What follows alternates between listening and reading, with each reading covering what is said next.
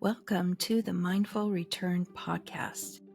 I'm Kelly Tuttle, a retired neurology nurse practitioner and brain injury survivor. Together, we'll explore practical tools and real stories to help you rebuild focus, confidence, and a meaningful life after a brain injury. Welcome to the Mindful Return, from brain injury back to work. Welcome, and I am Kelly Tuttle, the host of the Mindful Return. I'm so glad to have you here for my first episode. So this episode will probably be pretty rough.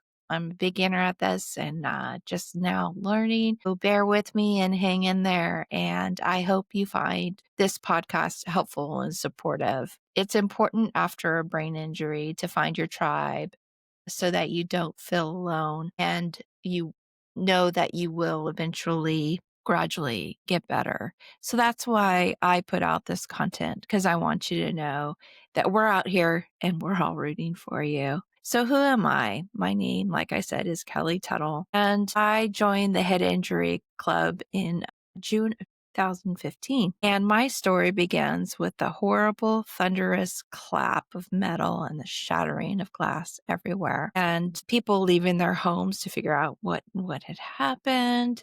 There were sirens in the background, and I had been leaving work, heading to karate class, actually, and a teenager pulled out in front of me at the last minute, and I ended up T-boning her. And I really didn't realize how bad the car accident was at the time. I declined going on the ambulance to the emergency room. I definitely do not recommend others to do that. And I ended up going to work the next day. I had a supportive friend who drove me to work because my car was totaled.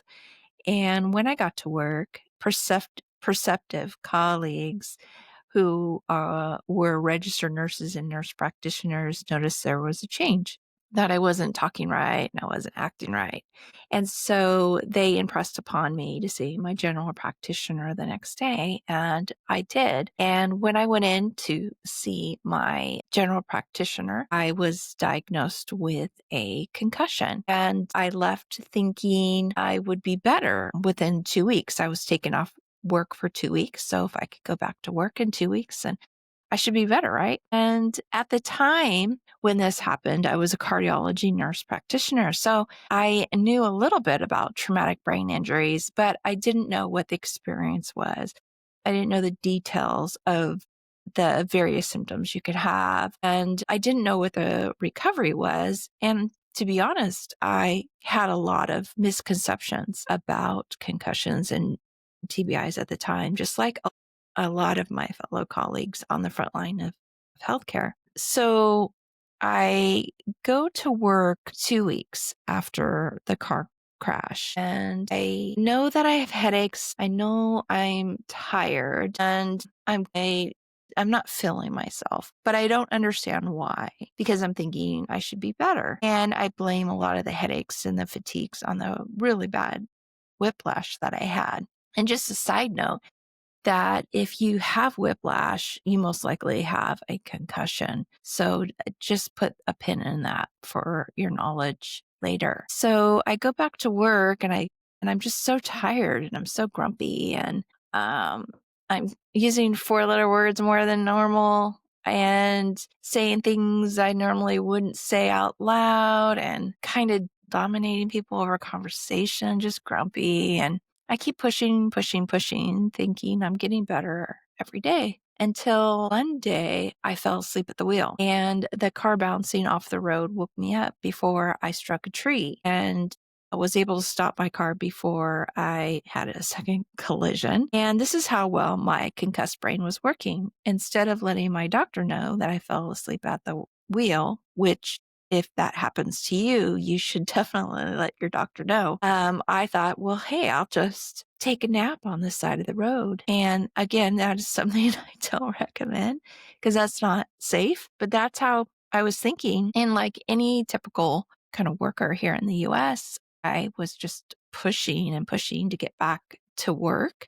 I was the main income earner and benefit earner.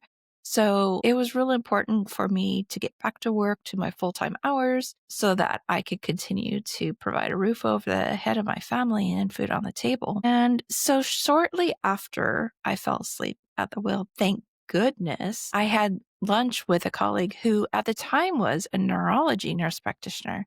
And she was super curious about my recovery and was asking questions. And I was explaining some of my symptoms that I was aware of.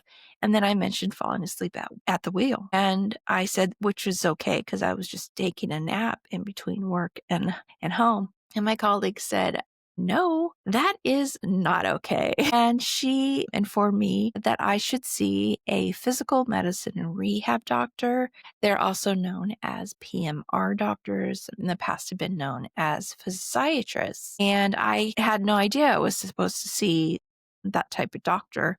And she also wanted me to ask for a brain scan. And none of this stuff had been done before. I had had no follow up from my general practitioner and no referrals to any specialists. So I went back to my primary care provider and I requested the things my colleague had recommended. And after a lot of hoop jumping, because, first I had to go to see mental health, who had told me my symptoms were related to my concussion. But I did learn about mindfulness from them, which helped a lot with my recovery, and I'll talk about later. So I had to jump hoops and then had the general practitioner called a neurologist over the phone. They had a conversation in front of me and basically said there was no need for an MRI and just do a CT scan, and there was no need for a referral to neurology. So I went to the mental health appointment, then came back and told my general practitioner, hey, the provider I saw said that my symptoms are related to my concussion and my family's getting concerned and they want me to have a brain scan and see this physical medicine and rehab provider. Can I get the referral? And eventually I finally got it. And then I had to deal with taking the time off of work to go to these appointments. That was super stressful because I had already missed a couple weeks from the car accident. Then I finally make it to the physical medicine rehab doctor, and she recognizes right away that there is a significant problem. And she takes me off work for 3 months. And that was great because that got me onto the right road of recovery. And I was able to see a speech therapist, a physical therapist, a neurotherapist. And I'll talk about these specialists later in other episodes. And through them, I learned about really good books. And from the books, I learned about websites and TBI organizations, which I started to follow and learn from. And then the 3 months ended and it was time for me to go back to work. And I was freaking out that I did not know how my brain was going to perform at work and what it needed to support its performance while I was at work. And when I went back to work, I fortunately did go back to work for 4 hours a day. I think it was 3 times a week or something like that. And I will talk about going back to work in another episode about trickling back into work, not just jumping in feet first. So I did go back to work, not full time, but part-time, and then slowly increase that over time. And with that, I started to develop kind of a bag of tricks of how to support my brain at work. But that 2 weeks before I had to go back to work was pivotal because it was awful. I was like, what am I going to do? People are going to think I'm acting weird. They're going to talk about me. Maybe they'll think I'm stupid because I sometimes don't say my words right. I can't find my words. And I didn't want anybody to go through that. And at the time, I couldn't read a lot. I was limited to reading only 5 to 10 minutes at a time. And then I would just get headaches and dizziness and be exhausted and then not even really remember what I read if I pushed it. So my energy and my cognitive stamina was significantly limiting my ability to ascertain this information that I needed to go back to work.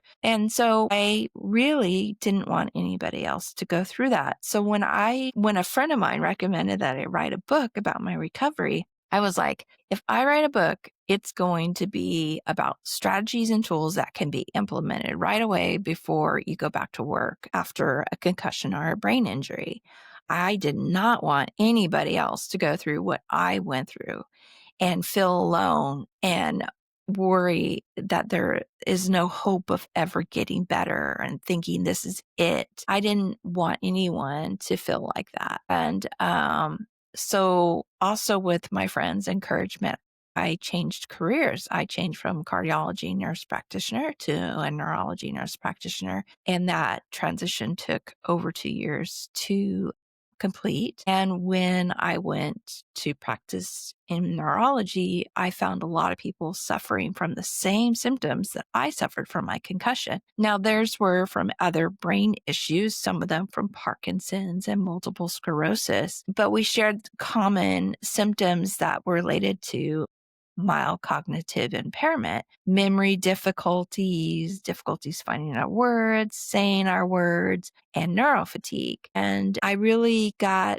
passionate about helping these people. I really enjoyed taking care of the patients and the caregivers and opening their eyes to what a world looks like when someone's brain is impaired. And that's when I decided that I wanted to take my knowledge outside the clinic patient room and expand it out into the community. And I took up my friend's recommendation of writing a book. And in 2020, I started to write it. And it was a super huge learning curve because, the only writing I had done was charting. And let me tell you, medical charting is super boring. No one wants to read it. So I had this huge learning curve when it came to writing the book. And I hired a team at Book Launchers. And it turned out to be one of the best decisions I made because when you sign up for their membership, they give you writing coaches and editors, and they teach you how to market your book. And all of this was a huge learning curve for me. I'm glad that I did it because I think that it also helped with my recovery because when you're learning, you're building new connections. And so it was kind of a great thing to get into. And at the time, I just thought, oh, I'm just going to write this book and then that would be it. But it ended up just being the beginning of a new journey. And when I wrote my book, I also read it and recorded it for Audible because I lived off of Audible books for the first 2 or 3 years after my brain injury. And so it was very important for me to have it on Audible no matter how much it costs because I wanted it to be accessible to any of you out there who are also struggling with reading or cognitive stamina or memory. So it's on Audible too. And then